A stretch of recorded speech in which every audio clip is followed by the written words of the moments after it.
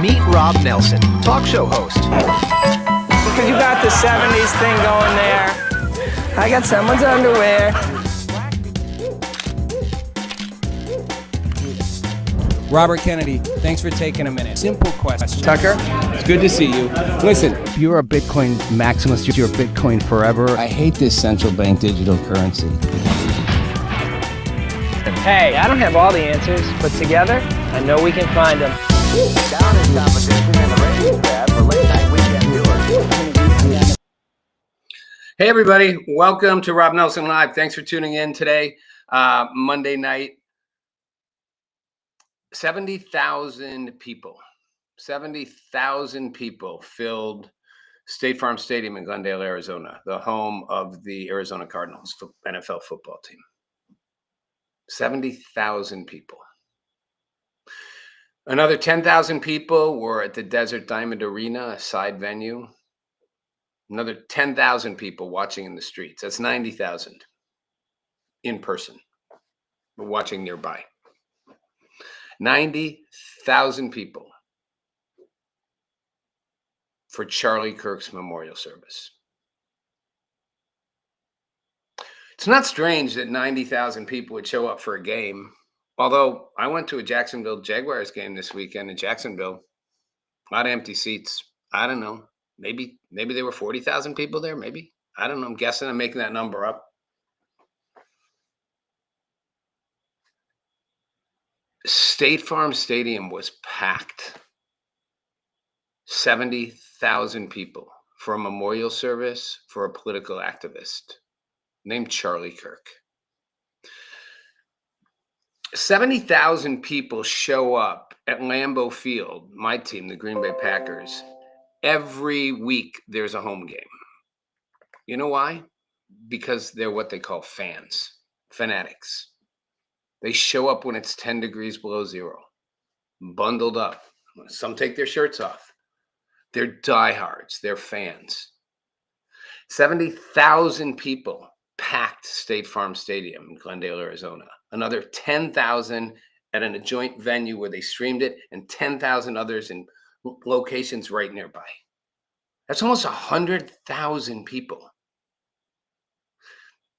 But that alone wouldn't really kind of capture it.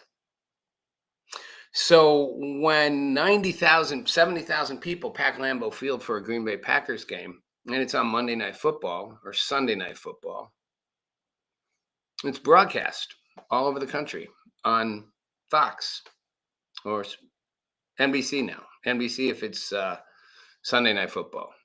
ESPN if it's Monday Night Football.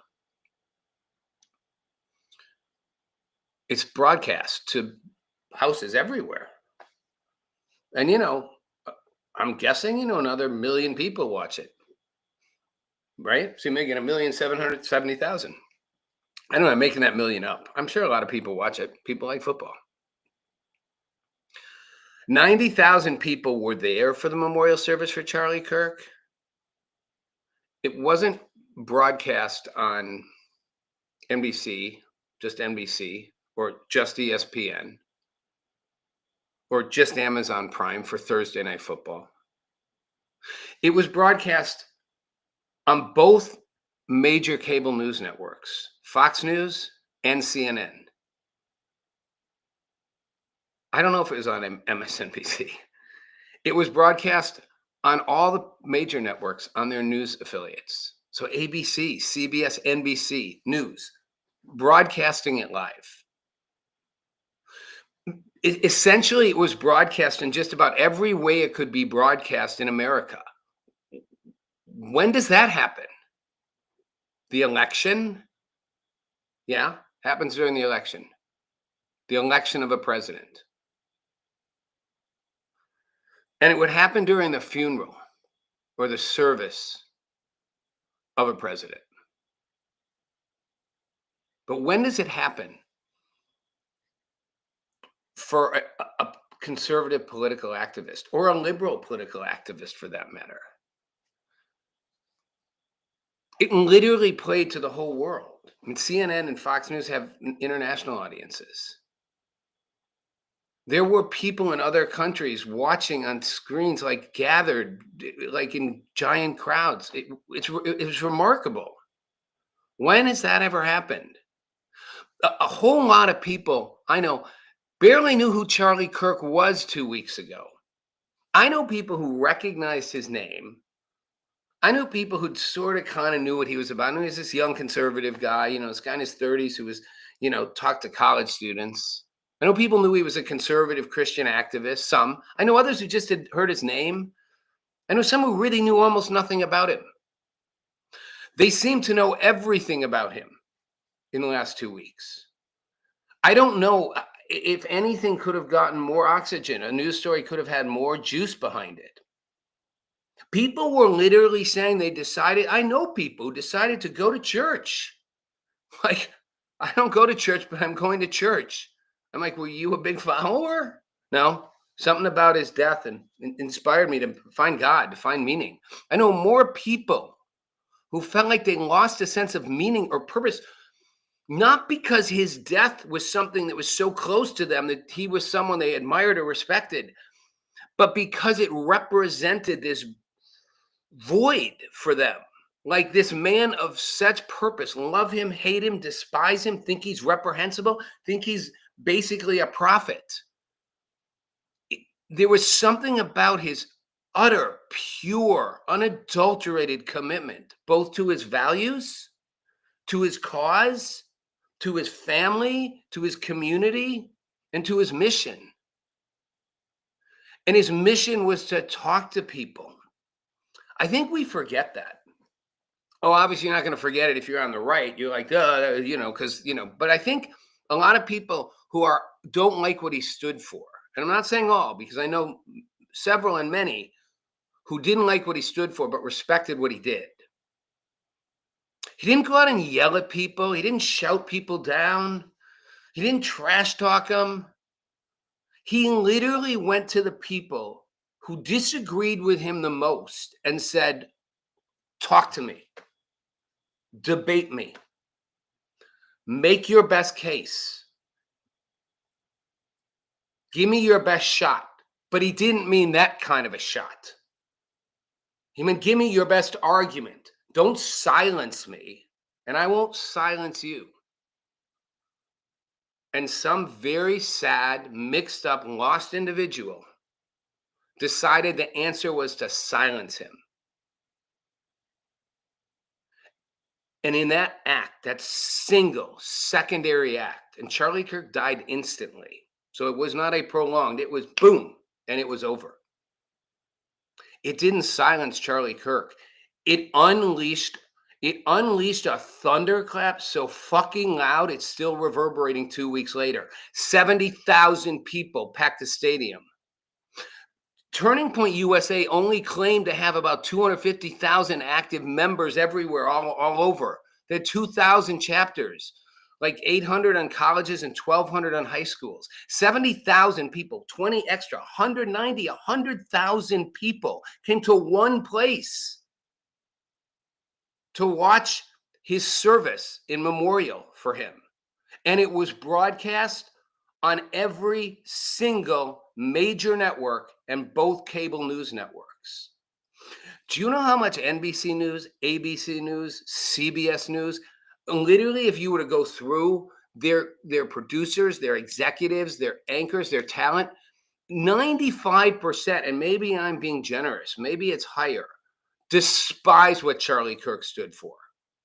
Their networks broadcast a multi-hour memorial service to him,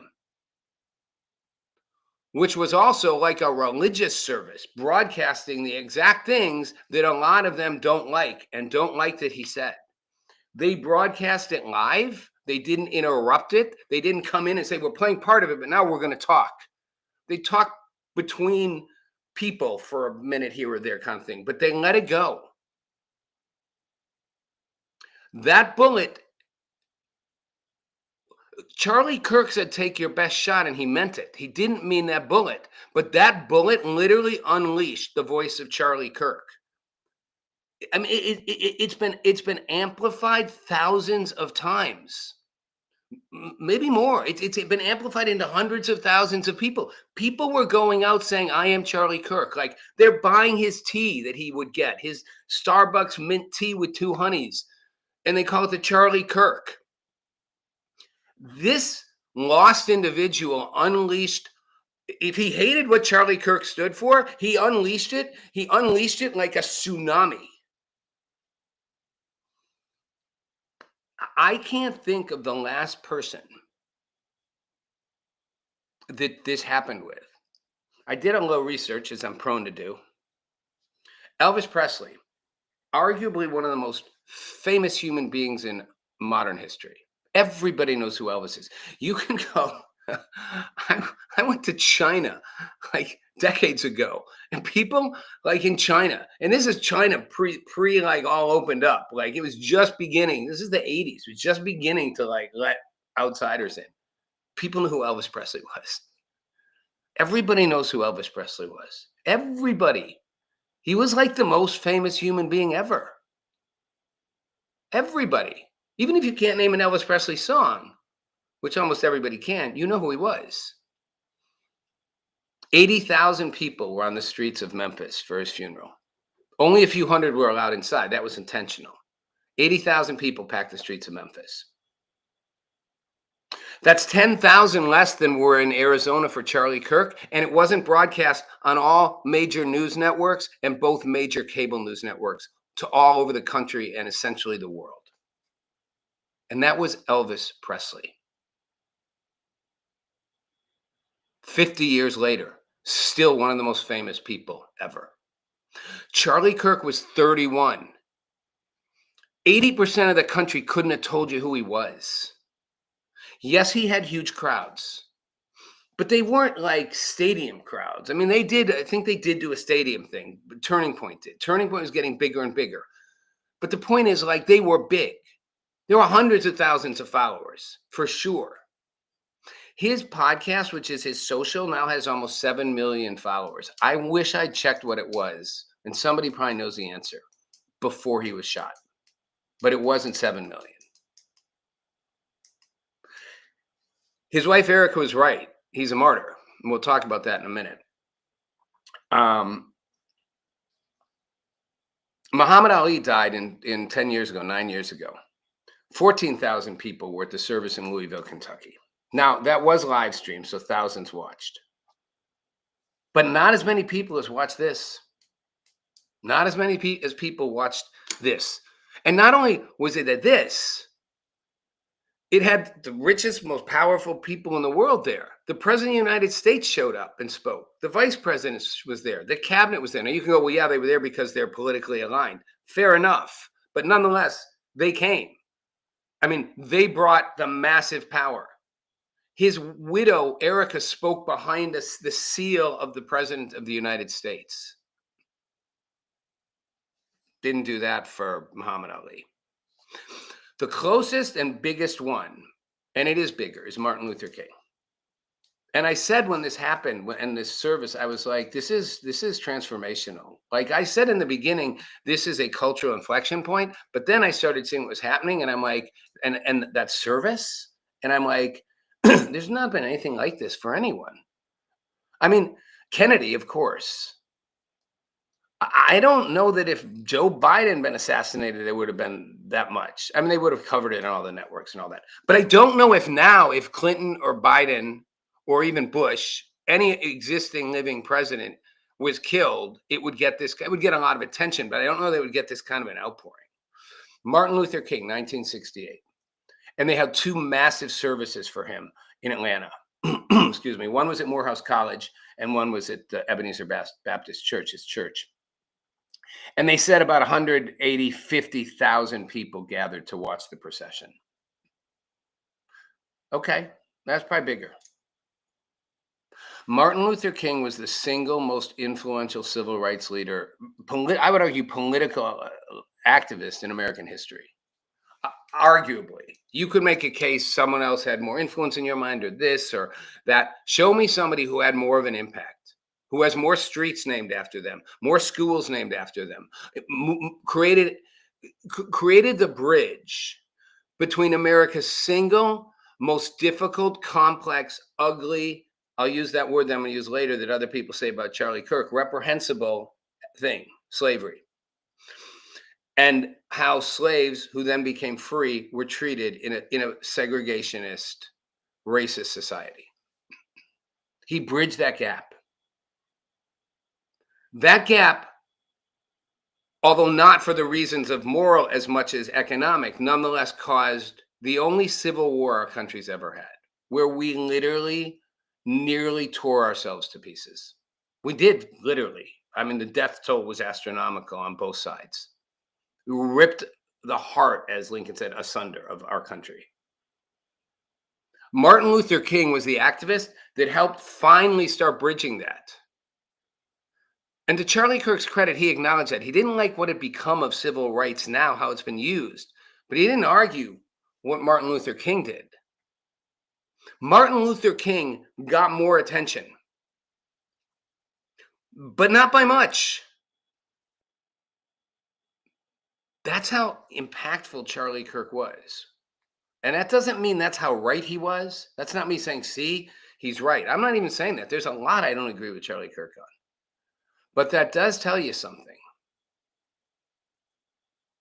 You should ask yourself, the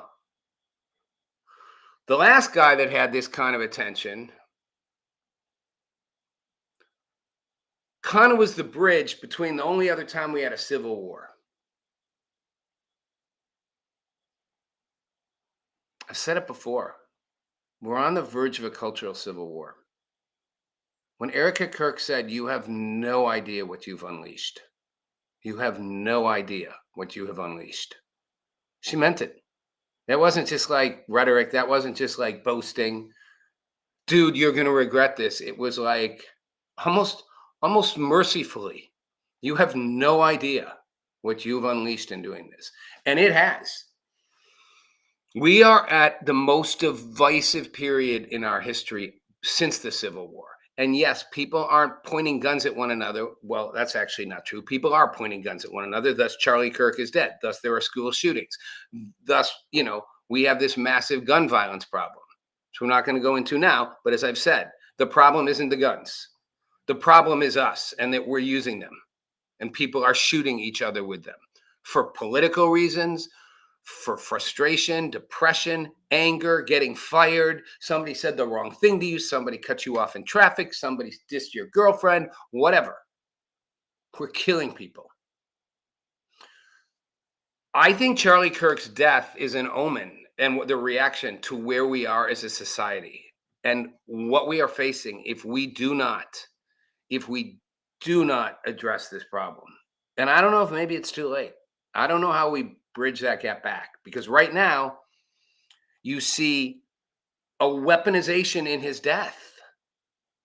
I'll talk about some of those examples in a minute of the people who, even in his death, can't stop pounding on it and using it to justify, and not saying it's okay that I condemn all political violence, but I always like this line. If you've ever read Shakespeare, Julius Caesar, Mark Antony, who wants Julius Caesar dead, the emperor, gets him over a group of people, and he's like, I come not to bury, I don't know if the words bury Caesar, but basically to get Caesar killed, but to praise Caesar, not to bury Caesar, but to praise Caesar. And he keeps saying it, and the crowd gets more and more worked up, and then they kill him. It's like, yeah, right. We condemn this act of violence, but this was Hitlerian reprehensibleness. This was as evil as could get. So yeah, you want that to happen. And that's sad, because the hell will just beget more hell, beget more hell. I will just say this before I kind of move on to some of the things that happened at the ceremony, and I won't drag us through too much of it. There's some pretty powerful moments. If you think about it this way. Charlie Kirk was on a life mission. If now you know anything about him, if you watched any of it, they made it really clear. His widow, every speaker, everyone who talked, and everything that's about him now is made so clear. If you didn't know, he was on a mission. He felt it was a mission for God. He was like a missionary. He was on a crusade, particularly with young people and young men, to get them to get out of a nihilistic sense of loss and abandon and pain, which I don't care if you're on the left or the right, conservative, liberal, independent, rich, poor, black, white, Asian, I don't care. If you don't know, young people are in a state of despair right now, almost across the board, open your eyes. They are. And they can be in that state of despair if they're in wealthy, secure families, if they're in poor inner city families. Again, if they're liberal, conservative, their parents aren't loving, their parents aren't loving, they're absent, they're present, it doesn't matter. They're in utter terror and despair in their heads for the most part. Almost all of them. Talk to any 16, 15, 14, 17-year-old. Ask them about it. I have. I've done live streams on it. I've done whole town halls on it. I've asked everyone I know, my own nephews, and nieces and friends of theirs and friends of friends' kids. And it's like everyone. Charlie Kirk wanted to stop that. He had a particular way he thought that would work. Following God, following a set of values. Okay, you can disagree with those, but that was his mission. And he set out to do it with every ounce of his being. As his wife said, he left no stone unturned. She said his work wasn't done, but there was no unfinished business. Like, he didn't stop, and he wasn't going to stop for the rest of his life. But I'll tell you this. In the 11 days since he was killed, assassinated, murdered, in those 11 days, Charlie Kirk did more for the cause he wanted to advance than he could have probably done in 4 decades more. Charlie Kirk would be like 70 and not have accomplished this. He'd accomplished a lot, but not this. In 11 days, it just went from this, it like went from here to Mars. It just exploded, and not even just like exponentially, not even just like X number of like times, like, well, it's 50 times bigger, it's 100 times bigger, it's 1,000 times bigger. You have to almost like do it like in multipliers, like in an exponential way. It's so much more bigger than that. In 11 days, it just went and just started exploding into people's heads and minds who didn't even really know him that much, who were suddenly being affected by what he said. I think I'm going to go to church. Why? Were you a believer? Were you a Charlie Kirk person? No, but something about his death, and I just felt this weird emptiness, and maybe I should connect with my maker. I'm going to church. That's what Charlie Kirk wanted.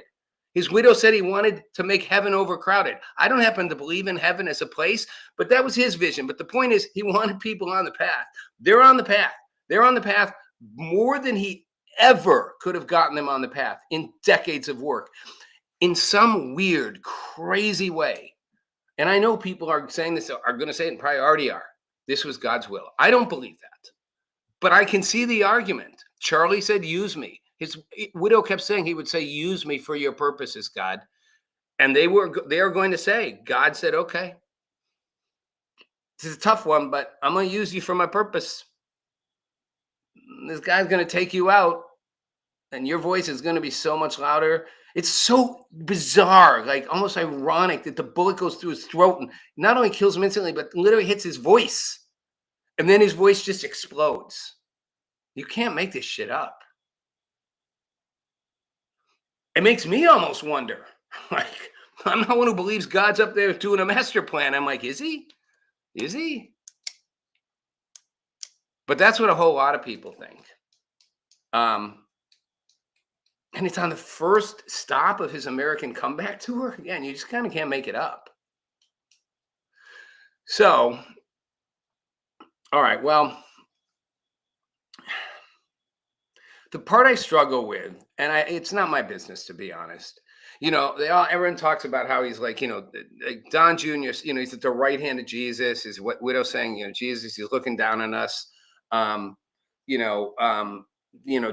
Jr. said, I'm betting Charlie saw the Son of God standing tall to welcome him home. And, there's this whole thing in the Bible. Jesus is only seen standing once the Savior once in the Bible next to God, the Holy Spirit, whatever, messing the whole religious liturgy up. But, and so that, this could be he'll be standing again. I don't believe he's sitting next to a God. I don't think that works that way. I don't know where his consciousness goes. That's why I'm terrified of dying, because I don't know it goes anywhere. But whether he's conscious, whether he's in another form of life, whether he is in fact sitting next to some God in some cosmic sense, whatever he was on earth has just exploded. And right now, all of us live here on earth. So in our world, that message has just gone nuclear. If you don't like that message, oof, you feel bad for you, because the thing you dreaded just got so much louder, and it's going to reach so many people, and it's going to reach people you know who don't like it, who are going to go, I started to think about it, and maybe it makes sense. I don't agree with all of that stuff, but I agree with a lot of it. I agree with some of the principles of it. All right. I don't have a lot of time left, so I want to talk briefly. I'm going to mention President Trump. Trump is President Trump. I'm not going to say, whatever. I'm going to diss him a little bit. I would think, like, in this one setting, could you not go on your like thing about bragging about stuff you're going to do? He did have a way of always tying it back to Charlie Kirk, like, but it took a while sometimes. This Chicago thing, and there's no crime left in Chicago because of what we did. No more crime, no more gangs. I mean, first of all, not true. Like, second of all, was a good thing you brought in the National Guard. I'm sorry, not Chicago, in Washington. Was a good thing you brought in the National Guard. Didn't end all crime. Has made a huge difference. Good idea. But, we bragging about it and how it's perfect now and we're going to make everything else great. And, oh, Charlie wanted us to stop crime too. It's like, just talk about Charlie, not about yourself and your accomplishments. He did it a bunch of times, but that's him. But this was an interesting thing.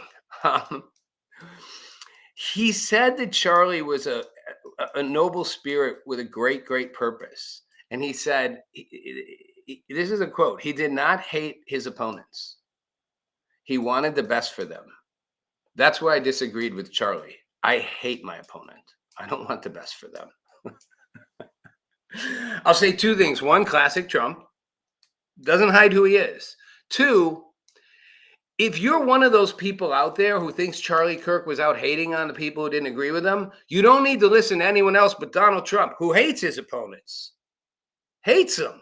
He's out there saying, I don't like my opponents. I hate them. I want to stomp on them and drive over them back and forth. And Charlie wasn't like me. That's where we were different. I love the guy. Beautiful soul, great spirit. But I never got that thing about loving your opponents. Clearly, Charlie Kirk didn't hate his opponents, or he liked them. He wanted them. He cherished them. And he says, maybe you can talk me out of it. He says to his widow, Erica, maybe you and the group can convince me that's not right, but I can't stand my opponent. So Trump. So Trump. Charlie Kirk could stand his opponents. He wanted them. He cherished them. He valued them. Two stories that came up in the wake of this. One is Gavin Newsom, Charlie Kirk was the first guest on Gavin Newsom's podcast. And Gavin Newsom said that he and Charlie stayed in touch. They didn't agree on literally anything, except Gavin Newsom agreed maybe, trans boys playing in girls' sports wasn't a good idea. Intuitively didn't make sense. Wasn't fair. Basically, they disagreed on everything. And Newsom said they stayed in touch and had great communication. And he almost was sort of saying, like, almost like we started to become friends. Like, I looked forward to the exchanges. Van Jones, the commentator on CNN, who is uber progressive liberal and couldn't stand Charlie Kirk and would troll him and trash talk him in socials, said shortly before he died, Charlie Kirk texted him. He has his phone number. They're that far, and said, let's do this the right way. Let's not do this. Let's not go jab at each other. Let's sit down in a way that's in a forum and let people see it, and let's have the conversation. That is not hating people. That is not hating your opponent. That's disagreeing with their ideas. Even RFK Jr. got in on it and said that he changed he said Christ died at 33 years old, but changed the trajectory of history. Charlie died at 31 because he had surrendered. He also now has changed the trajectory of history. It's what I'm kind of saying. I think in some way, I'm not saying Charlie Kirk is Jesus Christ by any means. Don't anybody confuse me with saying that. I'm saying Charlie Kirk, for whatever reason, has changed the trajectory of history. And all of you out there who are wondering why you feel something, why it seems to be hitting a nerve for you, why are you confused about your own existence or your future or your choices, why you didn't even necessarily follow this guy, or if you did, still why? Because something he did unleashed something in the meta, in the zeitgeist.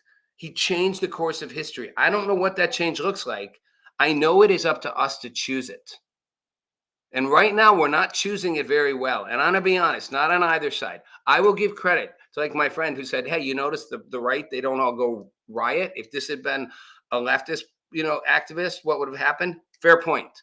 But both sides are responsible. And like I've said before, it doesn't matter who's right or wrong. We're all in this together. So we all figure it out as a team, one team with differences, or we don't figure it out at all. I'm going to end it with this. His widow, Erica Kirk, she is one articulate person with such grace and courage under what has to be the most astronomical, like she said, heartache. I discovered heartache I didn't know could exist. She lost the love of her life. They were a beautiful, like their values or not, they were a beautiful couple. They supported each other. They fought for each other. They were each other's best friends. He sent her love notes every Saturday he was gone, which was almost every Saturday, and would ask, how can I be a better husband, a better father? What can I do to make your life better? And she wanted to make his life better. And she's very intelligent and very capable. They both were really good looking people, and they just truly loved each other and their kids. If you've seen the video of him with his little girl holding her up at the burger joint in New York where he met Erica because she was in a job interview, actually. She was a former, Miss USA contestant. It's not or Miss America contestant. She was in a job interview with him, and after an hour, he's like, I don't want you to work for me. I want to date you. And he's a little daughter, and he's explaining to her in his way, and he's all animated, chick in her arms, and he's like, and this is where daddy met mama, and I liked mama to work for me, but then I realized mama's really smart and really beautiful, and she understands Christ, and I want you to be my girlfriend. And that's where your story starts. And she's all giggling. He just loved his family. She's heartbroken. She goes and sees his dead body, sees the wound in his throat.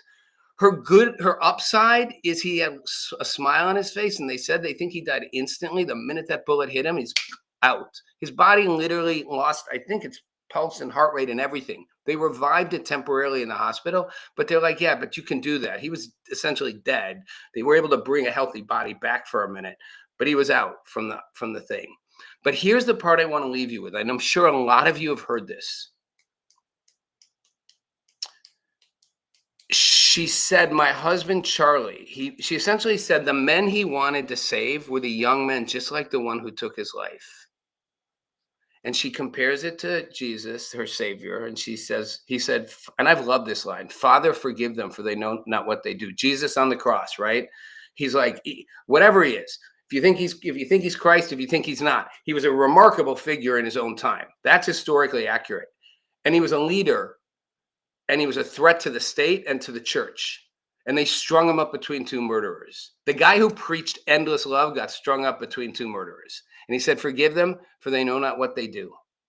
And she says, that man, that young man, I forgive him. I forgive him because it's what Christ would do, or it's what Christ did. And it's what Charlie would do. If you think he hated his enemies, I don't think so. If you think he hated these things, people, whatever, I don't think so. His wife, clearly his best friend, is like, I'm forgiving the man who murdered you and stole you from the rest of my life because that's what you would do. So we all need to step up and get bigger. All of us. Her other most powerful line to me was, the answer to hate is not hate. The answer we know. She knows it from the gospel. I don't care where you know it from. I know it in my heart. The answer to hate is love. Always love. Thanks for watching. I'll see y'all on Wednesday.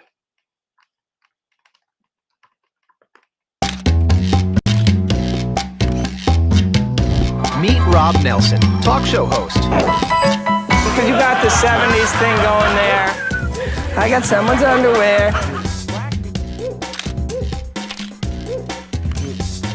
Robert Kennedy, thanks for taking a minute. Simple question. Tucker?